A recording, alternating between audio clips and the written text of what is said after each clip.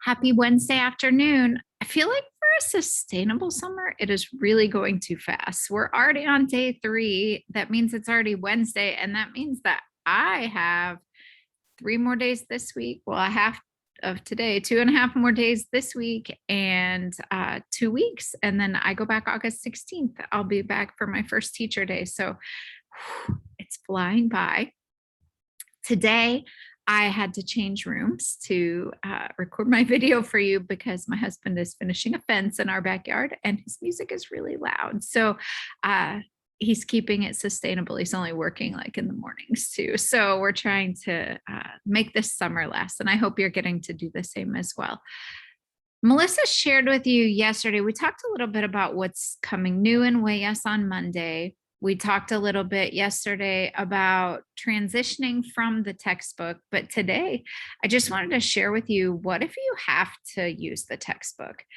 We know that everybody is in a different situation, and we don't want you to feel like you have to transition away from a textbook to be able to use the Huellas curriculum, because our curriculum is designed to work in conjunction alongside of a textbook. And so if you think about it, some common textbook themes or units would be things like food, clothing, school supplies, your chores, the house, city vocabulary, different types of stores. Oh, excuse me. Your class schedule, things that I like to do, descriptive adjectives. What are you like? Family members, the weather, the restaurant, all of these. If you use a textbook right now, you know that these are the most common units that you find, and especially level 1 and 2 textbook series. So how could you take that and redesign it? Well, the nice thing is that a redesigned unit would include more than one tense. Likely, your textbook only in level 1 will share the present tense, or level 2 will share only the past tense, or then level 3 introduces the future, the conditional, the subjunctive, past subjunctive, the perfect tenses.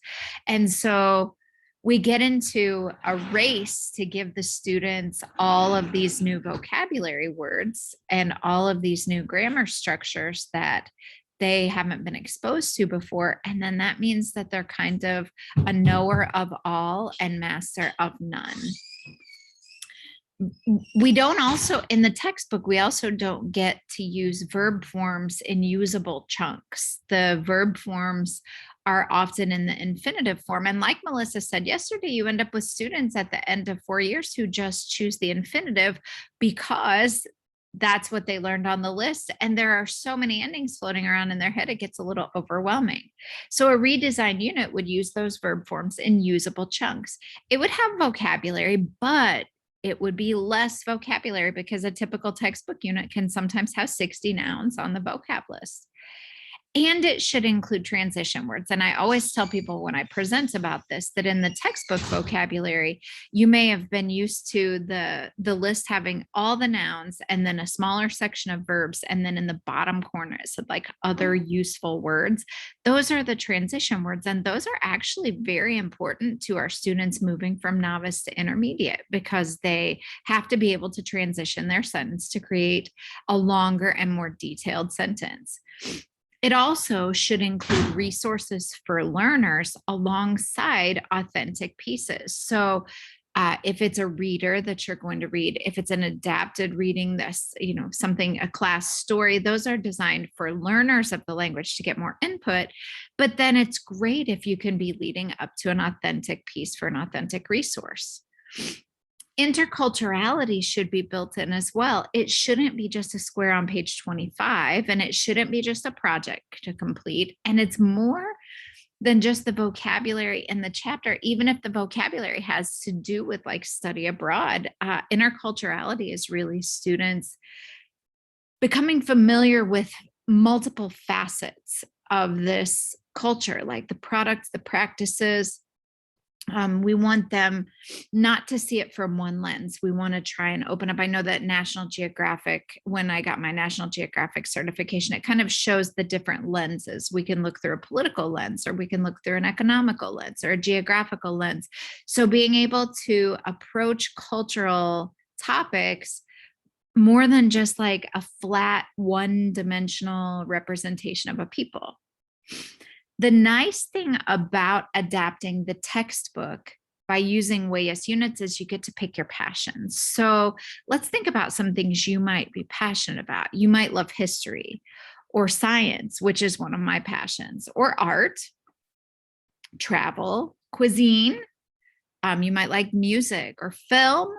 You might love nature or just language in general, which is sometimes why we're language teachers. And like Melissa said, we learned through explicit grammar instruction, but not everybody finds that to be a passion, a personal passion. So what I'd like to suggest is that you think about a unit that's in your textbook, and then how do you adapt that to put a Huellas unit in its place? So what I'm saying is, on your vocabulary list, what are the enduring understandings? What things from that list do you think are things your students really will use frequently moving forward? Like, what would you not throw away at all? Okay, so spinach and carrots and radishes, if that's all on a vocabulary list, those are just nouns. A student can, if they're looking for spinach in the store, they could quickly Google the word spinach. Whereas if it's, I'd like to order, that's kind of a construction of a verb that we need to help them get a lot of input of that so that it comes out of them naturally. So I would encourage you to sit down with your vocabulary list that you're required. Maybe you have a required final that you have to give in your department. What are the things that you know they'll have to know to be successful on that? Or what are the things on this list in this whole unit that you know your students will need to know moving forward in the future? Now, what happens if you come to a spot where you're like, this whole unit is about the parts of the automobile? My suggestion is to put that straight in the chuck it bucket. If you can, I mean, what is the chance that a student in your classroom right now is going to need to know those parts of the automobile in like casual travel or in, work as a medical? Now, if they're going to be a mechanic, yes. But I always feel like nouns are something that students can look up really easily. They can like Google Translate, they can find those words. Whereas the language that the nouns are embedded in is what we really need to introduce them to. So if you just take that unit and you throw it in the chuck it bucket, but you think, okay, reparar is on there. I think they need to know repair or sell or buy. Those things maybe need to stay in your unit. But then you make a hole. When you put that unit in the chuck it bucket, you make a hole in your curriculum where you can put in a Huellas unit to fill its spot. So, I mean, Huellas, we're not going to find a unit on car parts because we really are trying to stick with things that let students get into discussions that amp up that intermediate communication to try and push them toward being intermediate mids and highs by the end of their fourth year. Like, we want them to have current event topics, the sustainable development goals, things that have an impact on the world around them. We want them to leave this positive footprint. So these units could take the place. Let's say you have a food unit. Even in level 3 textbooks, they often have something like just about balanced dieting and exercising. And so to pull that out and say, okay, for the department final, I know they're going to need to know these things, but how are we going to present them? Let's present them in the Huellas 1 Comer para Vivir unit, where it's more about, instead of this is what a balanced diet looks like, because not everybody eats the same thing and we don't want to food shame people. How do you make it more about like this? These are some possible dietary lifestyles people have: veganism, vegetarianism. These are the types of vegetarian you can be. So to just put it inside a new context, but throwing away units that you feel like are not hitting with your students, that don't go back to one of those passions, because we can always teach them. If you think in the family unit it's really important to learn cousins and aunts and uncles, we can do that. We can ask them questions inside a different unit about their cousins and aunts and uncles and grandparents. So you don't have to give up what you're supposed to be teaching in the textbook to kind of hide it inside the context of a different unit. You want to find resources, and those things come in our Huellas units. So let's say you have a unit in your textbook that's about travel. We've already collected readings like social media posts, and we've collected authentic pieces. In Bajo la Mesa, we've collected film and art. There are lots of photos that people have shared with us, or that I've included of my own things, that take kids into different countries around the world for different experiences. You might want to have guests come in. We make some suggestions in the Huellas units about guests that could come in. You might want to include readers. In my scope and sequence, I encourage using readers with your students, because reading does such a great job of pushing proficiency levels. And it seems like it would just boost their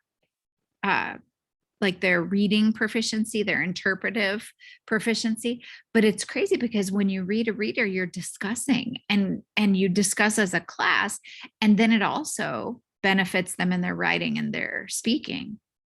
You want to have touchables. What are things that you can bring in the classroom that students can interact with their hands as well? And adding in those things, whether it's just adding them in to adapt the unit you already have in your textbook, or replacing that unit with a Huellas unit that has these items built in, you can sort of incorporate things that we know are good for student learning and still meet the requirements of what your district wants, because you don't want to upset colleagues or rock the boat at all. So we have a unit called Mar de Plástico. It's about plastic pollution in the ocean. It's a topic that can get students really excited to speak Spanish. But how do I find a place for it in my curriculum? So let's go back to that unit that we talked about before on, maybe household chores. What do you do? In level 3 and 4, there's always kind of another unit about like your personal responsibilities, or a deeper unit about your identity. But you could kind of blend the identity unit in with something like Huellas 2.1 and Guerra, where we talk about body image and we talk about mental health. And then that might make you a little more space by making that unit part of the En Guerra unit. Then that might make you a little more space to fit in something else. And Mar de Plástico for me was kind of a passion project. I love to dive. I love to be in the water. I love ocean fish. We used to have saltwater tanks at my house. It's an intermediate level unit, but it helps them identify types of plastics in the ocean, identify the species that are most affected and why, identify solutions to the problem. So it's a real world application of their Spanish language. It's full of things that are, this infographic that you see is actually an adaptation of an article that I wanted to make it more visual. So students would be able to read sentences based on what the article said, but that were broken down so that even at the beginning of the unit, they would be able to understand some basic ideas about where the ocean plastics are coming from. The assessments are so different. When you look at your textbook assessment and what we've traditionally asked students to do, we talk about department finals. And I would encourage you, if you are in a textbook curriculum, if you are in a situation where you have to give a department final, I would encourage you to talk about, does it have to be fill in the blanks? Does it have to be, match the vocabulary? For 75 vocabulary words, do a matching section. And then for 50 blanks, pick the correct verb that goes on the blank. Could your assessment not be something that really is assessing their performance toward proficiency at the end of the year? So in our units, we have some examples of those. So maybe as you're coming up to your semester exam, and you really want students to kind of show what they know as they've gone through the semester, they could do some. This is our assessment from Mar de Plastico. So you could do like an infographic for an assessment. In Mar de Plastico, we do t-shirts. They give a t-shirt design, like Save the Animals, or the little girl with the white t-shirt in her hand, she has a plastic bag on it, and she wrote "The greatest predator in the ocean," and it's a little plastic bag. I thought that was such a well thought out thing. And the girl with the black t-shirt, just, this is the world without oceans. And so they made the t-shirt, but then they had to give a short 2-minute, 2.5-minute presentation about why we should be concerned about how many single-use plastics we use. So, I mean, that's real world what students will want to do with their language, is talk to other people and explain a problem and how they feel about it. So being able to try and not convince your colleagues, I'm not encouraging you to convince your colleagues to dump the textbook, because the textbook, I think you have to come to that on your own. I think if you try to push someone's hand to let go of a textbook, the textbook is something most of us learned using textbooks. Textbooks provide a framework that becomes kind of ingrained in our mind. And we feel like that must be the way language is learned, because for 100 years, the textbook has said that that's how we learn language. Now, whether that's true or not is debatable, but it's how people feel. And so there are a lot of emotional attachments that are wrapped around that. And there's confidence in there. Like, am I a strong enough speaker to speak Spanish all the time in class? Am I, am I clever enough or funny enough or creative enough to make CI-based teaching work? And a lot of people just don't have the confidence to say yes. So your colleagues may have a lot of different reasons why they're not yet ready to give up the textbook. So my thought is, don't encourage them to give it up. How can you take little chunks that you know won't affect your student and cut them out and put in a WAS unit here or a WAS unit there, and maybe replace, like if you're studying travel, like we said, put in Viaja Conmigo, do that unit instead. Do your students perform as well as they did the year in the textbook? Do they perform better than they did because they actually have a lot to say and write about it and talk about it at the end of the unit? Do they enjoy it more or less? It's really honestly selling things to colleagues requires a lot of visual evidence. So when they see what your students, are excited about, it sometimes helps them feel a little less stressed and worried. So just finding ways to assess, and also to make those assessments, like make the assessments something that reflects progress toward proficiency over just the ability to fill in blanks. Like if that's even the first thing you can convince your colleagues of, that would be great. So in Mar de Plastico, I think one of the reasons that I always recommend, if you are in a textbook and you're looking for a place to start with WAS, I think this unit is successful with a lot of students just because there's such a high animal content. Anytime you have anything with animals or saving animals or animals in danger, kids get very engaged in those topics and they're more willing to talk about them. And so if you are really tied to this textbook and you're just looking for maybe 1 or 2 WAS units to take a baby step into a CI-based curriculum, I think this is a strong one. It's in the WAS 2 program. It's unit 9 in WAS 2, but it has that feature of the animals. The vocab is all stuff like, lavado de cara or pasta dental, different hygiene products that have traditionally had these microparticles, like being prohibited from doing stuff, things about waste and about management of our waste. There are lots of things that are kind of connected with our students where they're like social media things. This one on the left, I actually included this in the lesson plans because although it's in English, we can talk about this tweet. See how she's like lifting up the carpet of the ocean and seeing the stuff underneath, or what goes in the ocean goes in you, or the one bottle on the top with the hanging bag of trash underneath. Those are impactful images for students to see that help them build and develop a concern for a problem that may not, if they don't live close to the ocean, it may not touch them as closely as people who spend time at the ocean. all the microplastics. And in the second picture, or like this surfer, they took pictures as they were surfing of the waves crashing over them with all of this trash in it. And that's what's happening to our oceans with the microplastics. So I'm sure you can see that there's a really clear disconnect between the type of unit that we find in our textbooks sometimes versus the type of unit that we find that, we can bring in our own real world connections. And I know, I know that not all textbooks are still, back in the 2000s era where they, did the car parts in the level 3 text, but I know that there still are some basic themes that are recycled throughout a lot of our textbook series. So what ways can we just pull out the things that we think, man, this just isn't going to spark my students' interest, and honor your colleagues. I'd love to work with you guys and do the same things. I would like to do textbook unit 1, 2, and 3, but I'd really like to skip textbook unit 4 and 5 and do these 2 things that I'm interested in. How do you feel about that? Would you allow me to go out on the own?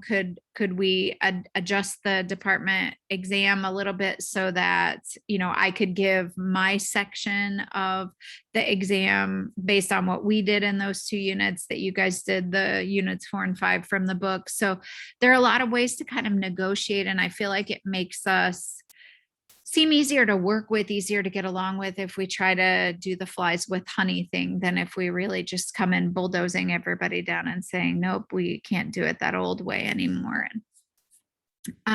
They even, there are tweets in every language. We have Marte Plastico is available in French as well. And so if you're a French teacher and you're looking to incorporate something into your French curriculum, Marte Plastico is available for French teachers as well. We do the infographics. Are a lot of times the infographics you find are things that I've found in articles, that the article itself was 2 pages of information that was really heavy for my level 3 students or my level 4 students, that I felt like there was a lot of stuff that if they get too overwhelmed by the noise of stuff they don't understand, it makes it harder for them to understand the things they do understand. So I just pull out kind of important pieces from articles like that, and I put them into things like infographics where they're still getting the information in the article, but I'm helping them see, look how much you know from looking at this article. After we've done a few of these infographics with information from the article, if I handed them that same article, they would have been scaffolded up to do well on it. I think Melissa made some good points yesterday when she talked about enrollment. Like you pitch your 3-4 ideas as, I want to keep more students enrolled in my class. Like in Illinois, we're getting ready to have new legislation that says our students have to take 2 years required of world language. So if that's the case and kids are coming in like, oh, I have to take this, then we have to have something happening in our room that's going to make them think, I want to take this, to go on to the 3s and 4s, because being forced to take something for 2 years is a lot different attitude than if you're choosing it all along. So doing things that scaffolding those readings like that, if you have a lot of students that continue to go on through 3 and 4 and AP, you're going to notice that the spread on what their proficiency levels grows wider and wider.